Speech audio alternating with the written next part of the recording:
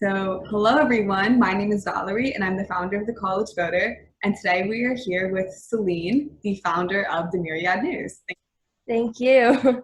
So, you're in high school, correct? Yes, I'll be a senior this year. What made you want to create a newspaper outlet? And can you talk more about the Myriad News? hmm Okay, so we actually started last year, even though we kind of blew up in the last few weeks. So me and my friends went on a trip, a study abroad trip to Germany last year, and it was kind of just focusing on learning about the European Union and just regular international affairs stuff. And after we came back, we wanted to create a social media platform and an online publication that can help our readers learn about global issues that aren't covered in the media. Do you think that being so America centric that it's to the detriment of us to not be fully aware? I think it's very important to know about domestic issues and American politics, but I feel like in regard to that, a lot of other international news is neglected. So that's why we wanted to make a platform that's different than other news outlets on Instagram or any type of social media. So I'm Italian and my mother's Italian and my family's Italian. And I had a host family abroad. And I remember being asked about American politics and being so taken back because I couldn't contribute anything about Italian politics other than what I. Mhm. It's interesting to see how other countries are so aware of what we're doing, yet we have no idea what's happening in other countries. And there's probably be more apps. Yeah, definitely. I also stayed at a host family's house in Germany, and we were sitting at the dinner table and we were talking about American politics. But like you, I couldn't really contribute when we started to talk about German politics, and especially in regards to the EU. So that's why my friends and I wanted to do more research on that. And we also got to meet a Syrian refugee during the trip, and that was very empowering. So that's why a lot of our news articles on the Myriad is focused on Middle East politics because it's super interesting and not a lot of people know about the Middle East and what's going on there. There's a lot of different opinions too. When the Middle East, you have cultural opinions, political opinions, emotional beliefs, and it all plays into creating what the Middle East is today. Every country involved, every circumstance. I actually had the opportunity to go to Israel with my university, and we had the privilege of speaking to the Palestinian Liberation Organization, in addition to Israeli parliamentary members, and hearing all of the opinions creating the news of the Israeli Palestinian conflict was overwhelming. It was like the more I learned about it, the less I knew, it felt like. Mhm. Yeah. But like giving people at least a taste of some of the things happening outside of the United States is incredibly important. And I mean, as a high schooler yourself, it's a task to take on, I'll say.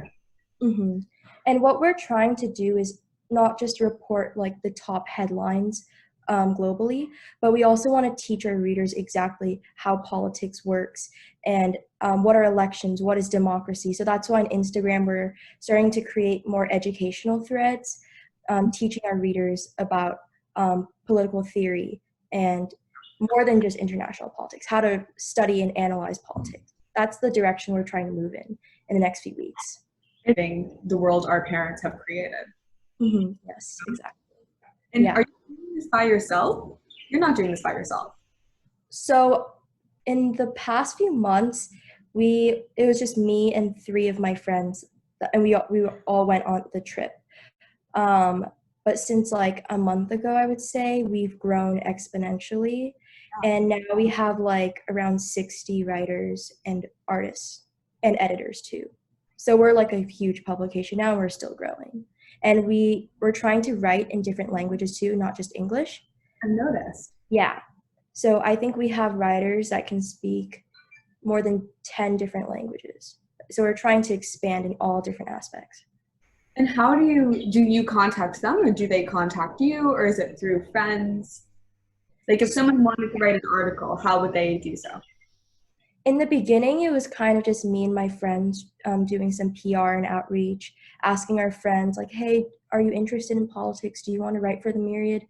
But now that we're gaining a lot of followers on Instagram, a lot of people are actually contacting me and contacting us through the website because we have our own like contact us page. So that's been getting a lot of traffic too.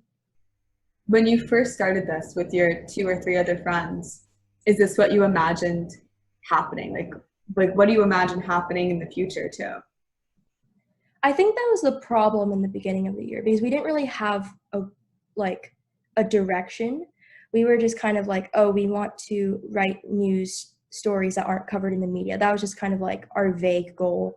But starting this summer, since we had more time on our hands with quarantine, we figured that we should actually try to make something out of this publication. And now that people are like sitting at home not doing anything, they have the time to actually take in new information and actually think differently about their world. And especially too with COVID being a worldwide pandemic, it makes other nations our top priorities for the first time ever, like other than a war, mind you. Exactly.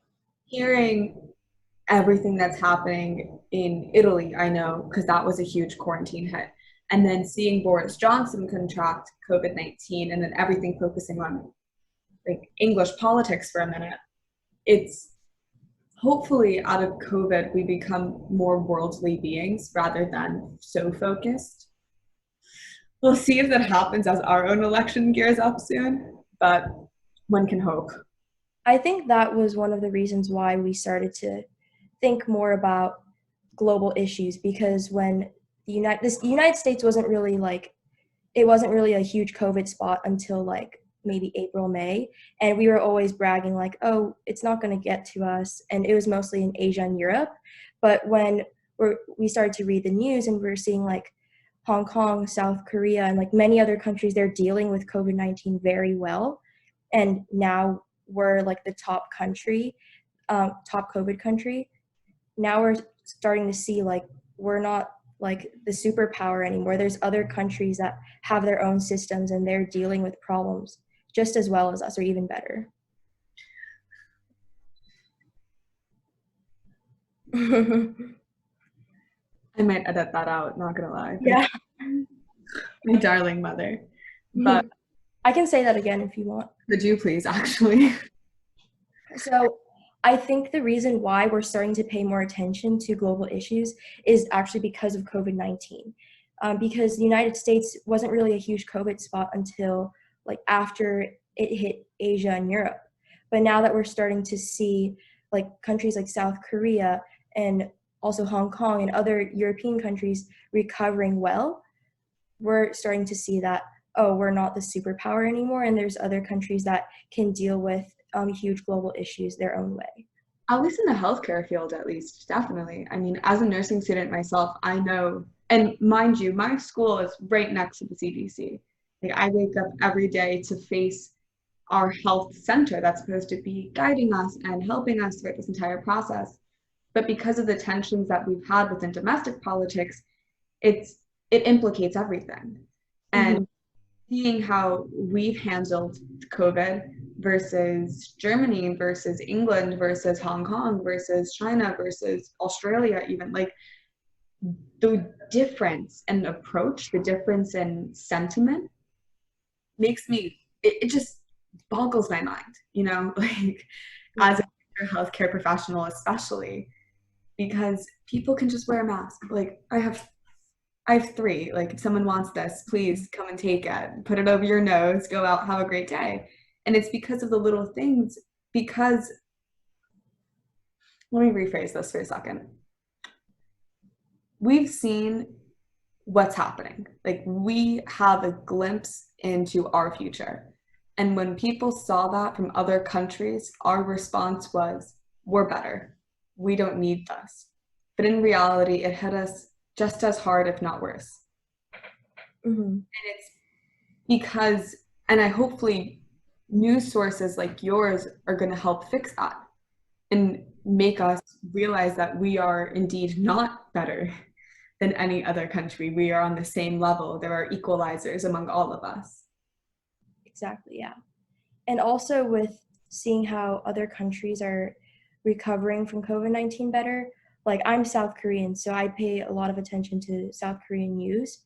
And it's also a part of the culture too, like different countries have their own cultures. So in South Korea, everyone was wearing masks in general, like even before COVID-19, because of pollution and all of that. So when COVID hit, wearing masks wasn't really a political issue. It's just, this is what I have to do for myself, my family, and for other people. But it's so interesting to see in America, it's politicized. Like, I'm not going to wear a mask because it's my rights. Like, it's my body, it's my own property. So that's also interesting to see. So that's why when we're writing about COVID-19 issues, we really want to tell our readers, like, there are different cultural, like, morals and cultural values in other countries too. And that also relates to how different countries are dealing with COVID-19. And to your point about the political aspect of it too, I mean, hopefully with the college voter at least, we'll be able to bring people together that have different political beliefs and talk about issues like this and figure out what core reasoning is behind their beliefs, you know? Like, is it within their party that they have this? Is it their personal? Is it religious? Is it ethical? Is it cultural? Whatever. So it'll be fascinating to hear those conversations too. And you know, hopefully organizations like ours working together with one another can hopefully not only provide more information on a news front, but also a personal connection. Exactly. Personal connection and also seeing things in multiple perspectives, because obviously all news outlets here are American, and what the Myriad is trying to do is trying to have a global perspective. That's why we have writers from 8 different countries and 13 different states in the US. So we're trying to get like multiple opinions and ideas. For example, an article is going to come out soon about World War II, specifically Pearl Harbor, but it's going to be a history spotlight on a Japanese general. And we were worried that that might receive some backlash from American readers, but if you take a step back and you look at that in a global perspective, like, we're just talking about some general in Japan. It's not something that should be fought over. It's just, he was a general that did a good job, and to the Japanese people. But I understand that some Americans would get very emotional on that. But what we're trying to do is kind of normalize different perspectives, because everything seems so charged in America. Every little word, so that's what we're trying to do. That's our main mission. I view it more as reactionary. I had a wonderful professor describe this to me as either it's our current culture, it's our current social media, our intake of information, that we as a world really have become more reactionary than ever before. So everything we do becomes instantaneous. We read something, we instantly want to comment on it. We view something on television, we instantly want to oppose it if it to an extreme level without even thinking about it, reflecting on it, meditating on it. So if you do receive backlash on that article, which I hope that you don't, just please know that there are reactionary beings that have not taken the time to think about that world issue yet. And hopefully in time they will.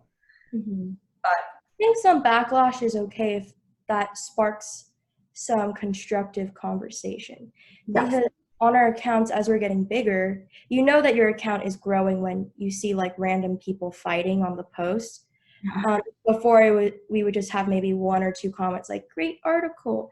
But now we're starting to see people chiming in like, this isn't right, or this is right, or what are you talking about? And people are fighting with each other, which we have the urge to delete those comments, but some of them we want to keep the conversation going.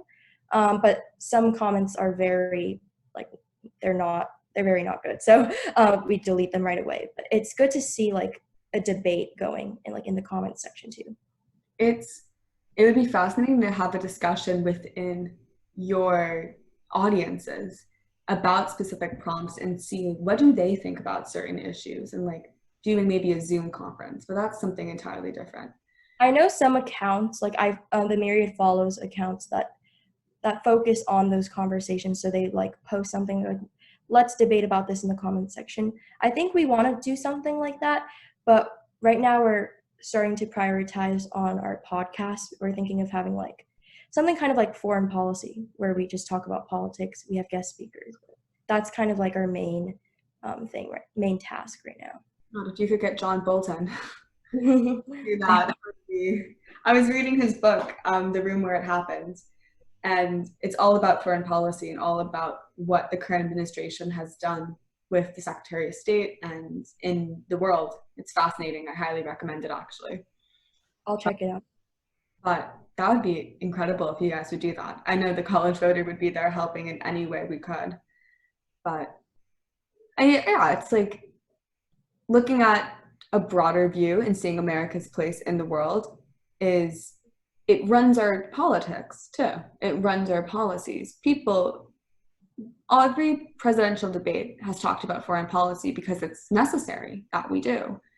Yet individuals are so hyped on domestic minuscule things that we fail to see the reality of the world. So exactly. And another huge problem that we have in America is everything is yes or no, black and white, like good or bad. And what we're trying to do is we're trying to allow readers to analyze more. So what is the historical context? Like who are the opposing people? What's the pro, what's the con? Like what other minor underlying factors are there? What's long-term, what's short-term, and what's going to happen in the future? So we're trying to posit all of those questions whenever we write articles or history spotlights or Instagram threads. it sounds like Model UN.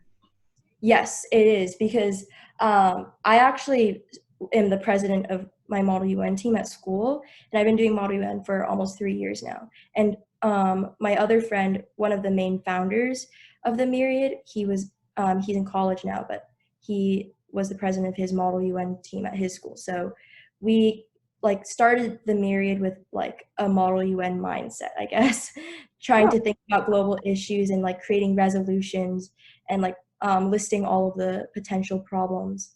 Yeah, it's great. I mean, I know I do Model UN in college too. Shout out to Emory International Relations Association. Mhm. All of the things that we learn in Model UN do transpire into our actions. We are more open with individuals. We are more communicative. We want to have conversations about a myriad of issues regarding current affairs. And I wonder, it just makes me wonder, like, what other people are going to do in the future, what articles are going to come out in the future, what are people going to want to talk about, either at their colleges or on a news source, you know?